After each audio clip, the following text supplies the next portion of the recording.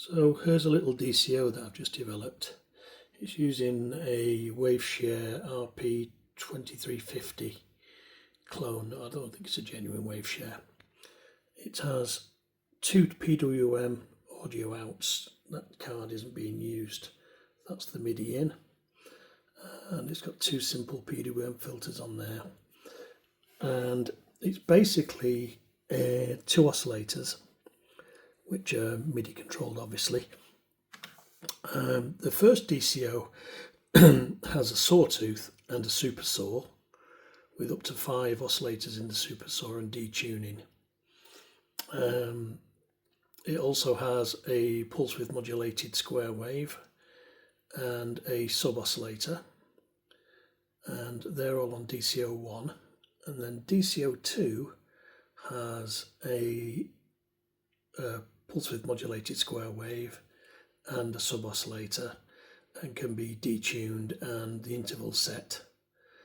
And on top of that it has portamento and about 20 odd CC messages which can change various things like the detune of the super saw, the number of oscillators in the super saw, the levels.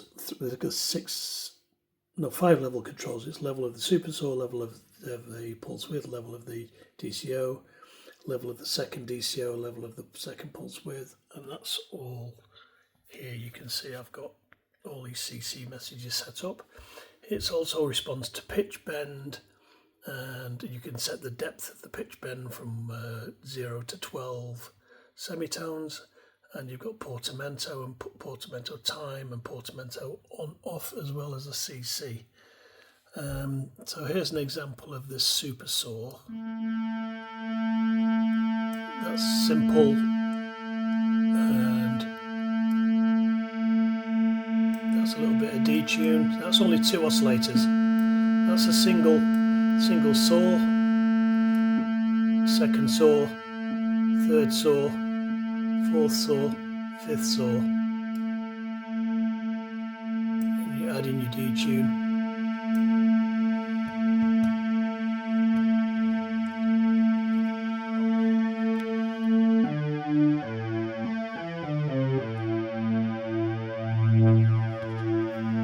So that's that, and it's your level control of your saw. And on top of that, that's a square wave, and you can vary the pulse width of the square wave, which is here.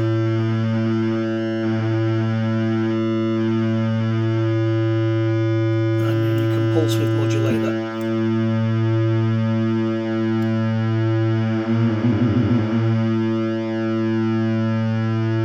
And then you've got FM.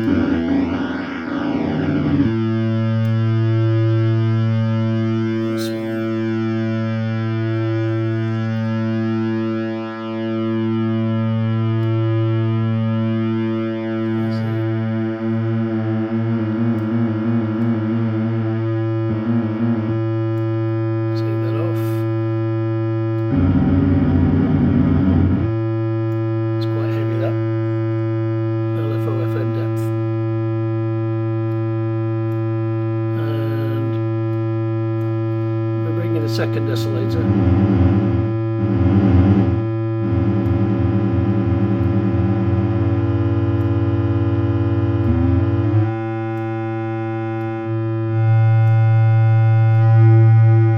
There's detune of the second oscillator. Sorry, I'm just trying to remember what a lot of these controls do. I'm doing some very crazy stuff. None of them are labelled as to what they're doing. So if you take that down, take the saw down, you've got a sub as well, 2 sub oscillators.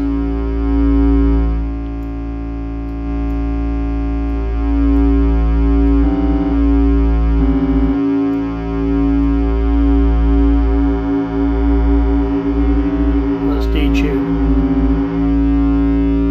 And the reason why this sounds so horrible is because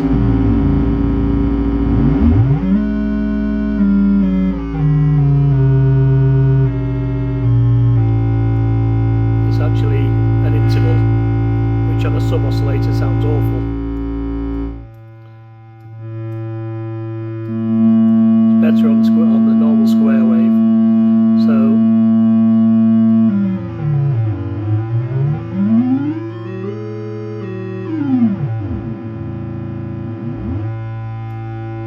that's 0, 0.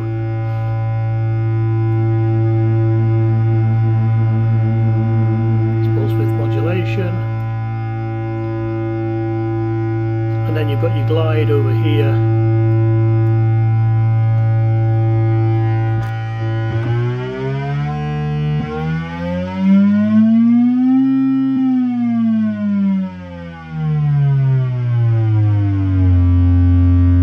Which again is controlled by CC messages.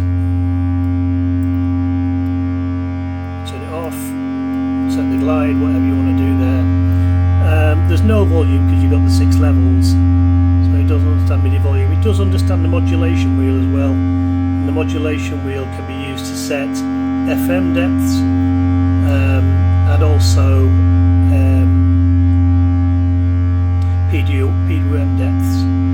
Now it's also got 2 ADC inputs which can be fed from separate LFOs. It's using its onboard LFO at the moment, but you can use separate LFOs to drive the PWM and the LFO. So the ADC inputs can be used. They're censored at 1.65 volts at the moment, so there's a possibility to use them. So I think it makes a nice simple little core being just one chip. Oh, 2 other things it's got as well is it generates 3 other things. It generates a 3.3 volt trigger signal. I'll just turn these down a bit because they drive me crazy now. It generates a 3.3 volt trigger on one of the pins, which you can obviously amplify up to 10 volts if you need it. And it also generates velocity 0 to 3.3 volts, and again you can amplify that up to whatever you need it to be, probably 0 to 5 volts. And it also generates a CV output of 0 to 3.25 volts, which covers the whole 0 to 127, and that's used for things like filtered key track and stuff. So what I see possibly used for is as a core of a polysynth where you can have 8 of these, and that gives you 8 notes, and each one responds on a different MIDI channel. And then you have a master control like a Teensy or something like that, which will basically talk to each one of these oscillators and send it note information. Pitchbrnd would be common across them all, so would all the CC messages. And that's about it really. I hope you enjoy it.